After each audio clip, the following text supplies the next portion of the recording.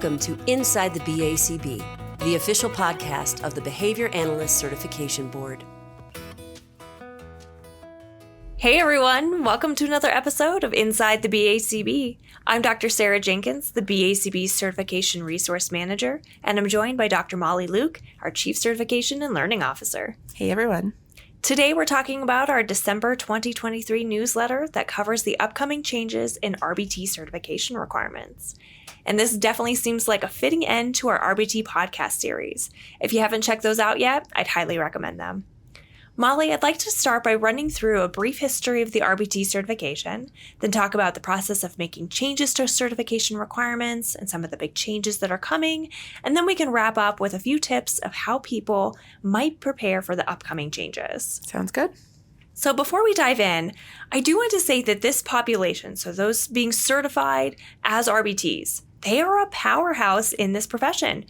They are the proverbial heartbeat of organizations, and is why it's so important to identify ways to invest and better equip these junior professionals to continue to make a difference. Yeah, I couldn't agree more. And not only are they so integral to the work that many behavior analysts are doing, they make up a really large portion of the workforce in applied behavior analysis. When the RBT certification first launched, I'm not sure that we knew there would be as much growth as there has been. Oh, that's actually the perfect segue to talk about the history of our certification. So for those who aren't familiar with when the certification was first offered and what the requirements have been since the inception, could you break those down for us? Yeah, sure. So the RBT certification launched in 2014. That means next year will be the 10-year anniversary of the certification. Wow, time flies. I know. Yeah, that's the truth. So the RBT certification was developed because there was a need for established standards for behavior technicians who were implementing behavior analytic programs with clients. But, as we all know, the growth in ABA services has just skyrocketed in the last decade. And with that growth, the RBT certification really took off. Given that we're almost 10 years into this certification, how many times have the requirements changed? So there was the initial version of the requirements, which I'll call the 1.0 version, when the certification program first was launched. The second round of changes were announced in late 2018, and those went into effect in 2019. When that version of the RBT requirements were announced, we had a little over 50,000 RBTs. So there had already been a lot of growth since the certification had been introduced at the end of 2014. Now, that brings us to this last round of requirements review, which is basically round 3. Okay, so 5 or 6 years since the last standards review. How many RBTs are actively certified now? So at the time of this podcast, we have over 150,000 RBTs. That is unreal. Yeah. There's been a lot of growth in the number of RBTs, but as ABA services have grown, how RBTs are working in organizations and how organizations are using RBTs in service delivery, that's also really grown and evolved. So true. Okay, so now that we have an understanding of when things started and the trajectory, let's talk about the process of how changes to requirements are made. It's not as if the BACB makes these changes on a whim, and we actually aren't allowed to as a certification board. Yeah, that's exactly right. So our RBT certification program is accredited by the National Commission of Certifying Agencies. And as a result, we have certain requirements that we need to meet when reviewing and changing our eligibility requirements, our exam, and our maintenance requirements. So the December 2023 newsletter describes the process a bit more for how these requirements were developed. But I do want to mention that the requirements are developed by a committee of subject matter experts who, it's composed of people who are providing services RBTs, training RBTs, supervising RBTs, and also employing RBTs. So this group represents a wide range of perspectives.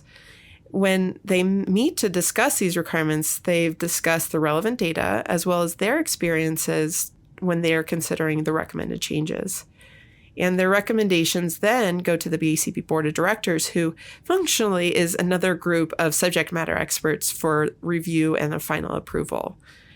All this to say is that staff at the BACB don't make decisions about the requirements. We're instead the ones responsible for implementing all those changes. I think that's a really important thing to emphasize. So the same people who are revising the requirements, they're also impacted by those changes. So they're investing their time to support certificants and clients of ABA services. Right. So now let's get into the meat and potatoes of the newsletter, which are the changes that are going into effect January 1st, 2026. And so this newsletter describes each requirement and whether any changes are being made. And in many cases, there are no changes. For instance, the age, background check, education eligibility requirement, they're all staying the same. There are some areas where there are smaller modifications. So for instance, there are 3 changes to the tasks on the initial competency assessment. Now, we won't get into all of these requirements today, so I do highly recommend our listeners read our 2023 December newsletter for those details. Instead, what I thought we could talk about are all of the bigger changes that are being announced. And we can start with the RBT 40-hour training. Currently, the RBT 40-hour training content is based upon the RBT Task List, 2nd edition, as well as a requirement to provide training in ethics and supervision. In 2026, the training requirements are shifting away from using the task list as the basis for the training content, and instead we're introducing a curriculum outline. So can you tell us a little bit about why that particular change is being made? Sure. So in 2026, we're aligning our practices with other certification boards and making it so that the task list, or what will be called the test content outline as in 2026, only serves one function, and that is to describe the content on the exam. So that means there was a need to articulate what content does need to be covered in the RBT training. So the committee developed a curriculum outline that includes all of the content of the test content outline, but it also includes other training topics. So for example, preparing for service delivery, which are really necessary skills for providing ABA services, but they weren't really possible when the training content was the same as the exam content. Nice. Okay, thanks for that clarification. So the other change for the training content that I wanted to cover is that we're prescribing our requirements for sub-areas of the training curriculum. So to be clear, the total duration of the required training is still 40 hours. But what the committee changed is that now there are minimum duration requirements that trainees should spend learning for specific content areas like behavior reduction, skill acquisition, and so on. And I suspect this was done to help facilitate some amount of standardization given how many different training programs there are. Yeah, that's right. As you can imagine, there's many ways to design training programs. And although all RBTs complete the same amount of training, the amount of time spent learning any of these one sub-areas can really vary widely. So the committee wanted to add some standardization to the training. Yeah, I like that. So next one. What changes can applicants expect when preparing for and taking the RBT exam? So there is a new test content outline with some revisions of the content, but the exam will still be 90 minutes with the same number of questions. So not a whole lot of changes there. Okay. All right. Last but not least, let's talk about the changes to the recertification requirements. And I think these are the most interesting. So starting in 2026, RBTs will renew, or recertified as we will be calling it, every 2 years instead of annually. And this is the same recertification schedule as BCBAs and BCABAs. For recertification, a renewal competency assessment is no longer required. And the requirement I'm most excited to see added to the RBT certification is the 12 hours of professional development. So can you tell us a little bit about these changes to the maintenance requirements? Sure. And I agree. I think this is a really great change as well. So the requirements committee had an extensive discussion about the maintenance requirements and the needs they're seeing for those who are currently certified as RBTs. When the RBT certification program first started, it was really important to ensure RBTs continued to be proficient at those critical skills needed for behavior technicians. But with improvements to RBT supervision, including more regular ongoing monthly observations of the RBT working with clients, these assessments of those critical skills are really happening on a more ongoing basis. And they indicated that there's now much more of a need for RBTs to improve upon their skills and learn new ones, in fact. And, I think we can all agree that it's crucial to continue to invest in their ongoing professional development and skill development.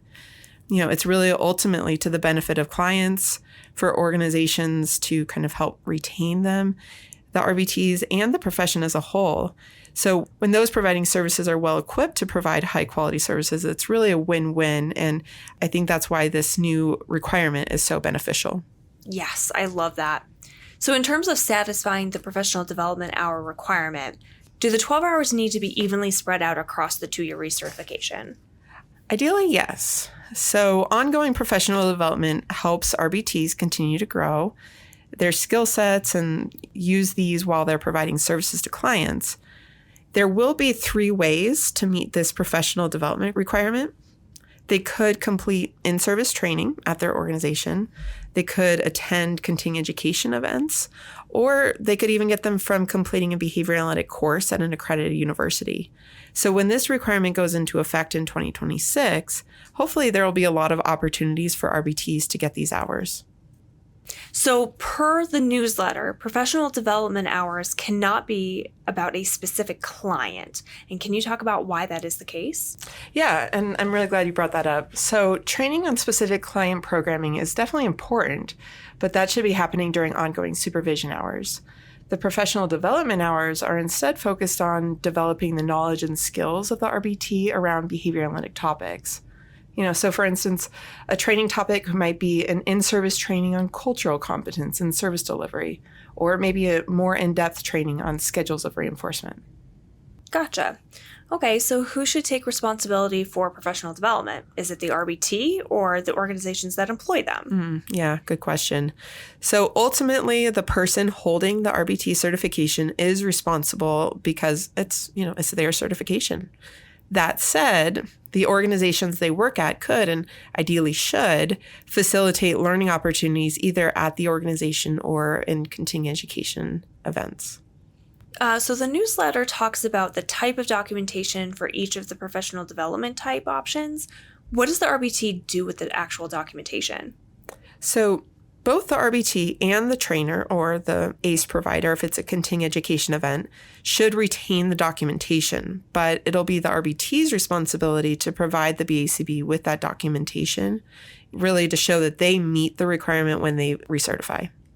Okay, so it'll be uploaded to the BACB portal, similar to how BCBAs and BCABAs upload CE documentation. Right. All right, so now that we have the changes covered, let's spend the remaining time talking about what organizations can do to prepare for the updates. Right, let's do it. So before we do that, I do want to reiterate that the changes and requirements don't go into effect until 2026. So there is some time for organizations and RBTs to make adjustments. Yes, good point. Okay, so let's start with what training providers can do to prepare for these 2026 changes. And when I say training providers, I'm really referring to organizations or companies who are providing the RBT 40-hour training for those pursuing the certification. So this might include online trainings, or it could be organizations providing the training to their employees in order for them to become RBTs. My first recommendation for these providers is to just review the new requirements really carefully. Then you could see how your current training compares to those new requirements, maybe record how long it takes to teach each domain area. From there, adjust the program to meet the new requirements and the new time requirements. Something to note is that they should plan to have these new RBT 40-hour trainings up and going before January 1, 2026, though, because anyone applying for RBT certification as of January 1, 2026 will need to have completed that training that meets all of those new requirements. Yeah, that's actually a really great reminder, and I think a very feasible strategy to review those current trainings. So what about organizations who are employing RBTs or supervisors who are supervising RBTs? What should they be doing to prepare for the new professional development requirement? So RBTs will not need to start completing professional development to maintain their certification until after they recertify in 2026. A little different. But I would recommend organizations and supervisors start thinking about how they could support their RBTs in getting meaningful professional development as soon as possible. So this might mean developing a structure for ongoing in-service trainings related to behavior analytics service delivery, Or if they already are conducting these type of trainings, figure out, are the trainings that you're providing able to qualify? And if not, start making some adjustments.